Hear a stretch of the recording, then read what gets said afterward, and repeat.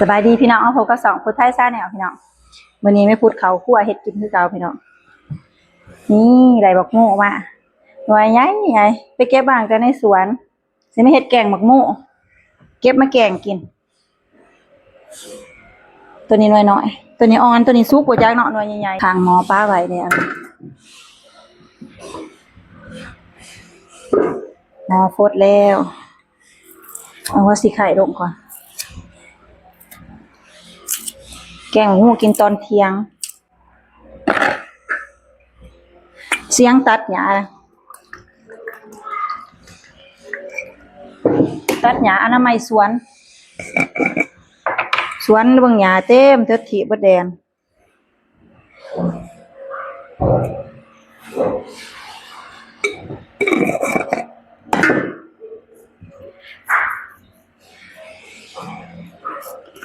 ใส่บักพริกน้อยนึง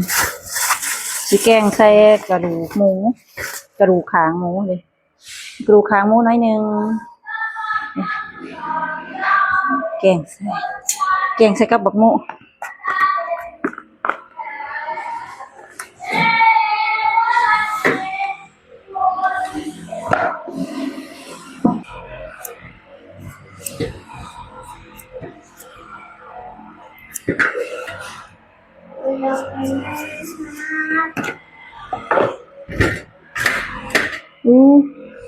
เพิ่มใจอันนั้นใจสีสมเป็นสีมะเหิมตัวนี้คือสิแม่นสุกแล้วหน่อยใหญ่ๆจังซี่คันมันสุกก็สิบ่แกงเนาะสิแกงจักหน่อยหน่อยแหละชั้นนี่พอดีต่ำเลยนี่เหิมๆจังซี่นี่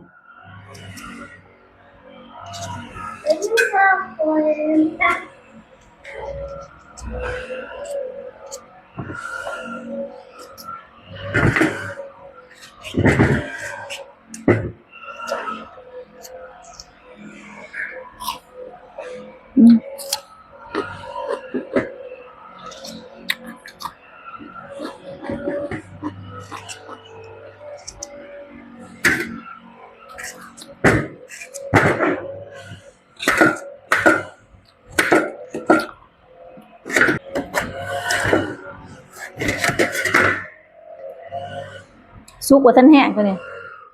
เป็นสีมะเหิมตามกินสม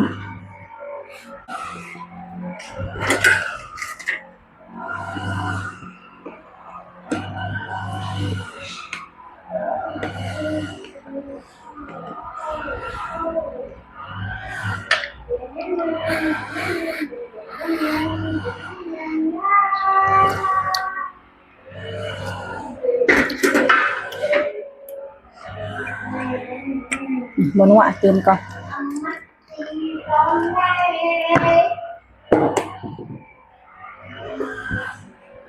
ตื่นน้ำปลาใส่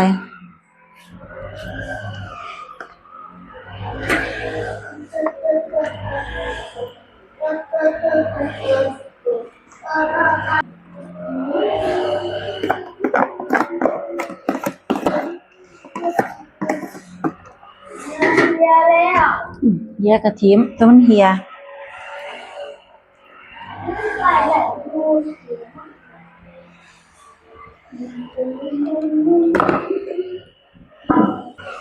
ตัวนี้สิขูดตำเพราะมันสุกบ่ทันแห้งมันยังเพิ่มอยู่ตำกินสมตำกินแซ่บเลยตำใส่บักขามสุก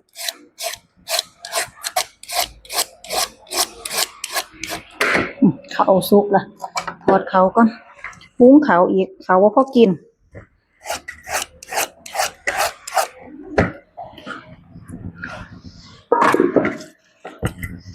สุกละกระเสียบแกงหมูใส่กระดูกหมูซอยผักบัวใส่บ่มีผักนางตูแค่มีผักนางตูเอาผักนางตูมาใส่แห้งแซ่บครับมีผักนางตูใส่ผักหอมบัวอ่ะ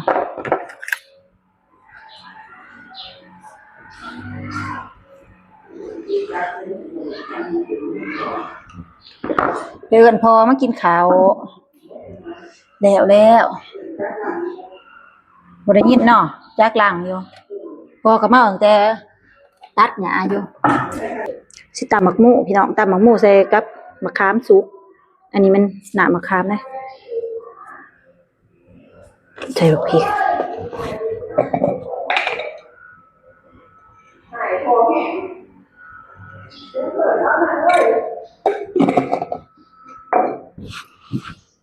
พอหูยินอยู่บ่เนาะไปเอิ้นพอเนาะ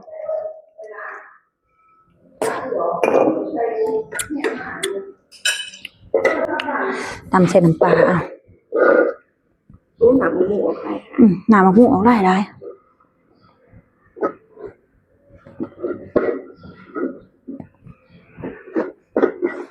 สีงามทุกอย่างเนี่ยครับใส่คนหลังเด็ก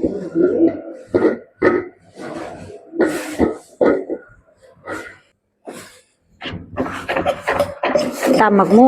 ว่าท่านคนสิกินยังบ่ทันมายันคายเครื่องก่อนอยู่ดอกเนาะ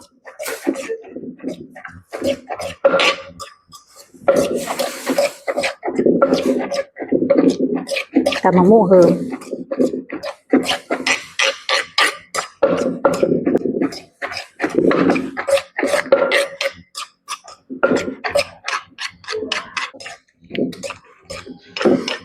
นี่ชิมก่อน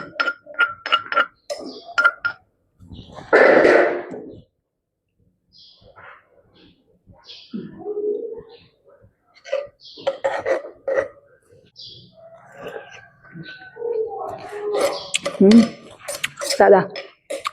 ได้ละ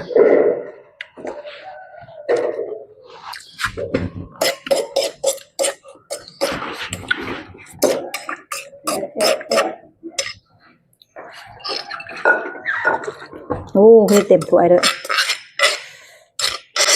ขนาดว่าใส่บอดี้เบิร์ดเด่นแต่ใจมันหังชมหากินเบิร์ดอ่ะ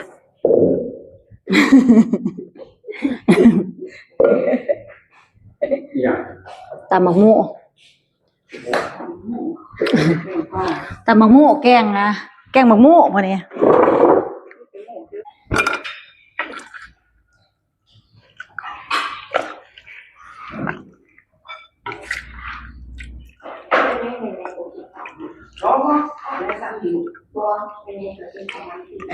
กินเขานี่ก็ได้ถ้าเขามันเก่านี่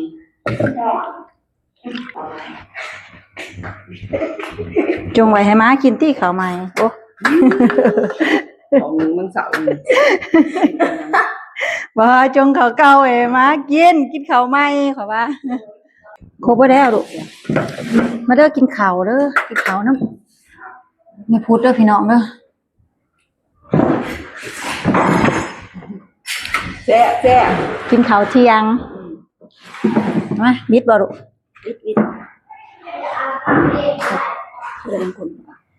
คือเสียงคนมาบ่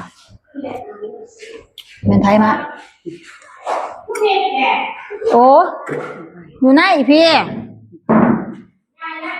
ก็ป้าว่าที่นี้ใช่จะแชร์วิ่งเขาเรียกใส่เลยถ่ายมองเข้าไปบุตรีเราแล้วเว้ยเราเจ็บเนาะที่นี้เอาเนี่ยแต่ว่าเต้นไม่ยากที่ช่างแบบพอจะตีพอจะตั้งที่เดียวเนี่ยเป็นปลาตาตั้งหลังหมดยึดแต่พญาเนาะเข้าไปเบิ่ง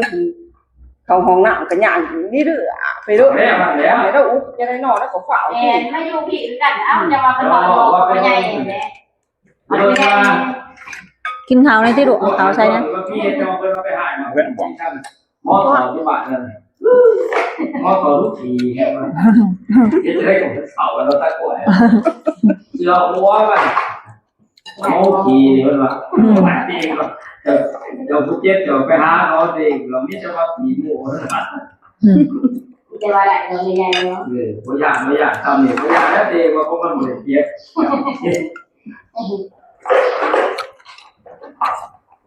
เขาบอกขลังยังเลย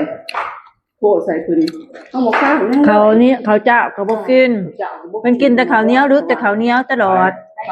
เรามาทีแล้วจ้ะไว้ว่าขึ้นมาจะกินแล้วมันเราข้าวไรตัวนี้นอกมันเป็นเบาหวานเลยกินได้ผ่านแล้ว